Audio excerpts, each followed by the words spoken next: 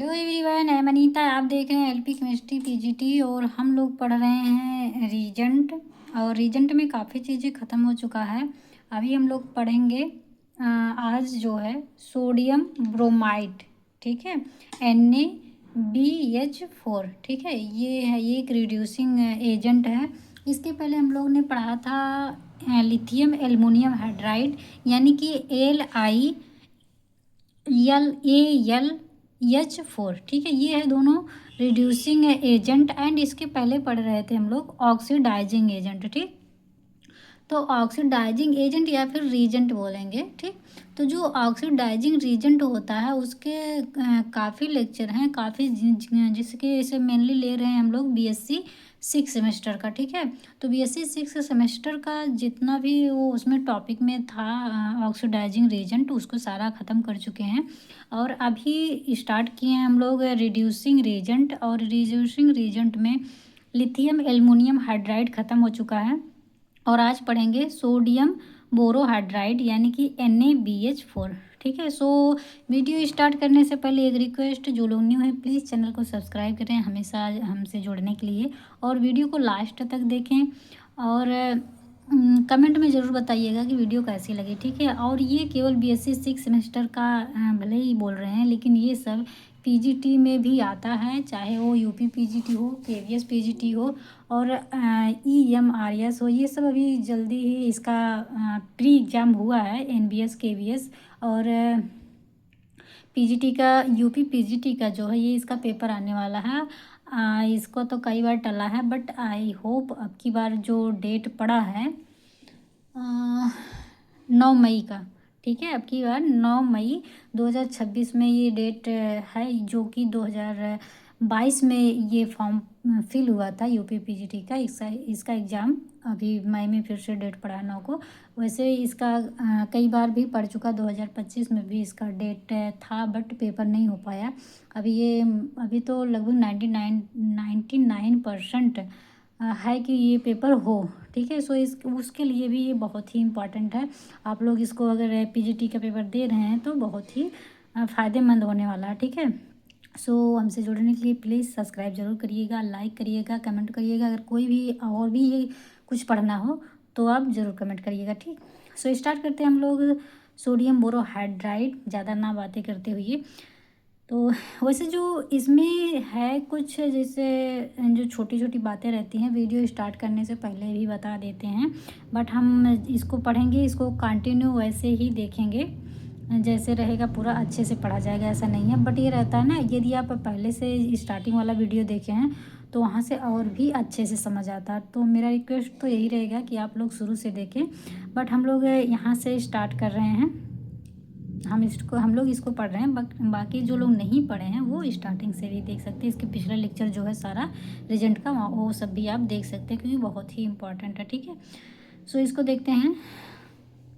ये है NaBH4 mainly reduce aldehyde and ketone but not reduce ester.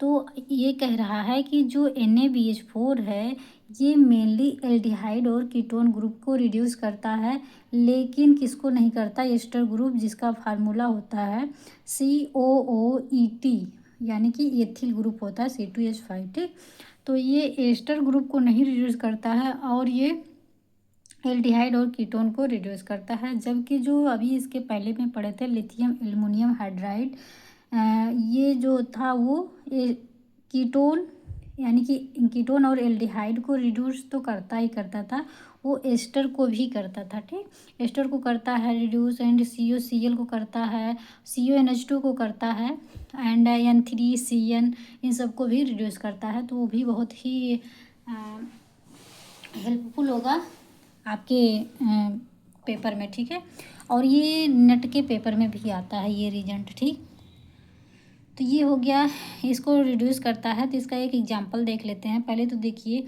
ये है कीटोन, और हम तो ये आशा ही करेंगे कि आप लोग को कीटोन और एल्डिहाइड पता ही होगा। मुझे पता है, बट कुछ बच्चे रहते हैं, जैसे बीएससी के भी कुछ रहते हैं, उन लोग को नहीं पता होता। बट आप जैसे बताया जा रहा है आप वैसे वैसे करते जाएंगे, सब कुछ याद आ जाएगा। ठीक है, तो ये है आपका कीटोन। यहाँ पे देखिए इधर भी CH3 इधर भी CH3, बीच में जो CO यानी कि कार्बोनिल ग्रुप है, इस तरह से बोलते हैं इसे कीटोन। एंड इसके देखिए CHO यानी कि ये एल्डिहाइड है, इसके एक ही तरफ केवल कार्बन है, CH3 है, इधर नहीं है, तो इसे बोलेंगे एल्डिहाइड, ठीक। और ये होता है आपका कीटोन। तो ये कह रहा है कि जो NaBH4 है ये रिड्यूस कर देता है किसको, कीटोन्स को, ठीक। तो कीटोन्स को रिड्यूस करके किस में करता है, ये OH में यानी कि अल्कोहल में चेंज कर देता है कीटोन को, ठीक है। तो ये यहाँ पे देखिए कीटोन है, तो रिड्यूस करके क्या हो जा रहा है, यहाँ पे H हो रहा है, ठीक है। और यहाँ पे हाइड्रोजन रहेगा, ठीक, क्योंकि कार्बन की वैलेंसी 4 होती है, तो कार्बन इस तरह से रहेगा। 2 CH3 यानी कि मेथिल ग्रुप लगा है, और यहाँ पे एक OH ग्रुप हो जा रहा है, और चौथा हमारा हाइड्रोजन है, ठीक। तो रिड्यूस करके इस तरह हो जाता है। बाकी यदि एल्डिहाइड है तो एल्डिहाइड को भी ये अल्कोहल में चेंज कर देता है। तो यहाँ पे हो जाएगा, जैसे यहाँ कार्बन है, यहाँ पे डबल बॉन्ड CHO रहता है, इस तरह से यहीं पे बता देते हैं। जैसे कि ये CH3 है और C ऑक्सीजन एंड H, यही तो है CHO। तो हम C को डबल बॉन्ड से ऑक्सीजन से बना देंगे, एंड यहाँ पे एक बॉन्ड के थ्रू हाइड्रोजन को बना देंगे, ठीक है। तो यहाँ पे जब ये हम NaBH4 लेंगे, इस तरह का करने का मतलब मेरा ये है कि यही जो ऊपर है वो यहाँ पे भी रहेगा, ठीक। तो इस तरह से जब यहाँ पे NaBH4 लेंगे, सोडियम बोरोहाइड्राइड लेंगे, तो ये जो कीटोन है इसे भी किस में चेंज हो जाएगा, ये एल्कोहल में, ठीक। अच्छा, ये एक चीज़ ध्यान दीजिएगा कि जैसे ये कीटोन है, इस कीटोन को हम अल्कोहल में चेंज कर रहे हैं, तो ये कार्बन को गायब करके यहाँ OH नहीं ऐड कर रहे हैं, ठीक। इसी कार्बन पे OH ऐड कर रहे हैं। तो देखिए यहाँ पे कार्बन है, जैसे कार्बन था वैसे ही है, केवल यहाँ पे जो ऑक्सीजन है यहाँ पे एक हाइड्रोजन लग जा रहा है, बाकी यही एक बॉन्ड हट जा रहा है, ठीक है। और वैसे ये सेम ऐसे इसमें भी होगा। तो इसे अगर हम डिटेल में लिखना चाहें बॉन्ड के थ्रू, तो इस तरह से होगा। CH3 जो है, CH3 ऐसे रहेगा, बाकी CO बॉन्ड H हो जाएगा, ठीक है। तो इस तरह से हो गया। सेम वैसे इस पे भी जब सोडियम बोरोहाइड्राइड का रिएक्शन होता है, तो यहाँ पे आ जाएगा एक हाइड्रोजन, एंड ये बॉन्ड ब्रेक हो जाता है, और यहाँ पे क्या हो जाएगा, एल्कोहल। तो क्या हो जाएगा, CH3 CH2, यहाँ पे आ जाएगा OH, ठीक, जैसे कि आप यहाँ पे देख सकते हैं। तो ये क्या हो जाएगा, इथेनॉल फॉर्म हो गया, ठीक। ये बन गया है एथेनॉल, या फिर बोलेंगे प्राइमरी एल्कोहल, ठीक। और ये बन जाता है आपका सेकेंडरी एल्कोहल, ठीक है। और इसमें जानते हैं मेन चीज़ और भी है कि यदि हम मैकेनिज्म इसको देखेंगे, तो ये सोडियम बोरोहाइड्राइड से हमें H निगेटिव यानी कि हाइड्राइड आयन बनता है। हाइड्राइड आयन मतलब H निगेटिव, इस तरह से। तो H निगेटिव ये जो है ये न्यूक्लियोफाइल की तरीके वर्क करता है, न्यूक्लियोफाइल की तरीके काम करता है। और न्यूक्लियोफाइल का काम होता है कि मेनली तो ये है इलेक्ट्रॉन रिच होता है, यानी कि इसके पास ढेर सारे इलेक्ट्रॉन होते हैं, इस वजह से इसे बोलते हैं न्यूक्लियोफाइल, ठीक। अब न्यूक्लियोफाइल काम क्या है, ये है इलेक्ट्रॉन रिच। तो इसका काम है जहाँ पे इलेक्ट्रॉन डिफिशियंट रहेगा, जहाँ पे इलेक्ट्रॉन की कमी होगी, वहाँ पे जाके ऐड हो जाता है, ठीक है।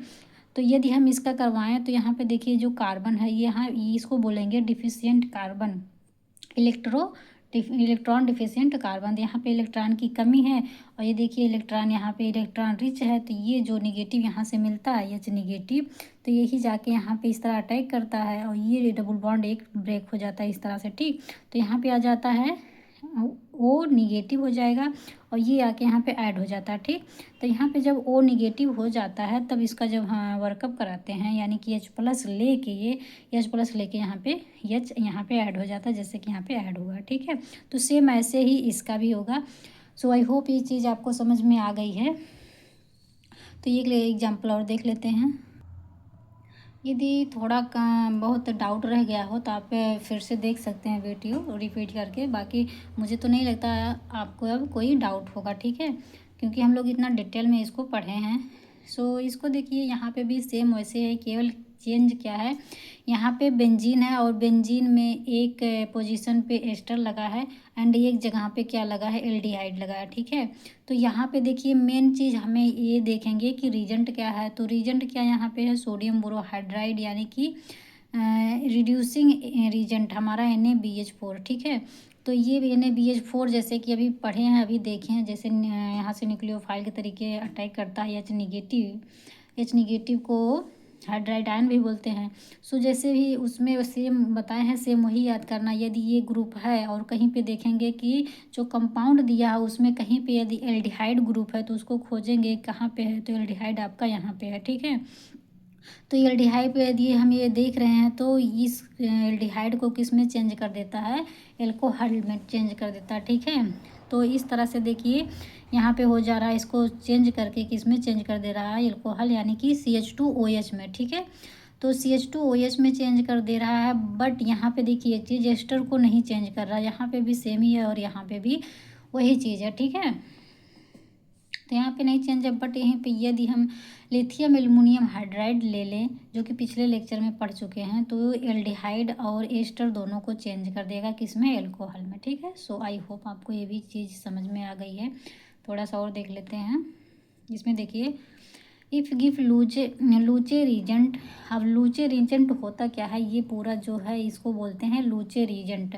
सेम इसी तरीके से बिहेव करता है, थोड़ा सा भी बता देते हैं, थोड़ा सा डिफरेंट है। तो ये है लूचे रीजेंट NaBH4 सीरियम ट्राइक्लोराइड यानी कि CeCl3 एंड 7 मोल क्या होता है, H2O होता है, ठीक। ये आपका है लूचे रीजेंट। यदि हम लूचे रीजेंट कहीं पे दिया गया हो, देन मतलब तब 1,2 reduction of alpha beta unsaturated ketone change in allylic alcohol, ठीक है। यदि दिया हो कहीं पे 1,2 रिडक्शन होता है उसमें, तो अगर ये अल्फा बीटा अनसेचुरेटेड कीटोन वहाँ पे है तो वो चेंज किस में हो जाता है, एलाइलिक एल्कोहल में। तो यहाँ पे भी देखिए, मेनली ये देखिए ना कि जो जैसे कि यहाँ पे क्या देख रहे हैं कि ये एल्डिहाइड को कीटोन को चेंज करता है, तो इसमें भी यही चीज़ करेगा, ये कीटोन को चेंज कर देता है, ठीक है। तो जैसे ये डबल बॉन्ड है, डबल बॉन्ड को ये चेंज नहीं करता है, केवल ये कीटोन जो है इसी को एल्कोहल में चेंज कर देता है, ठीक। तो यहाँ पे देखिए ये जो कीटोन है उसको किस में कर दिया है, OH ग्रुप में।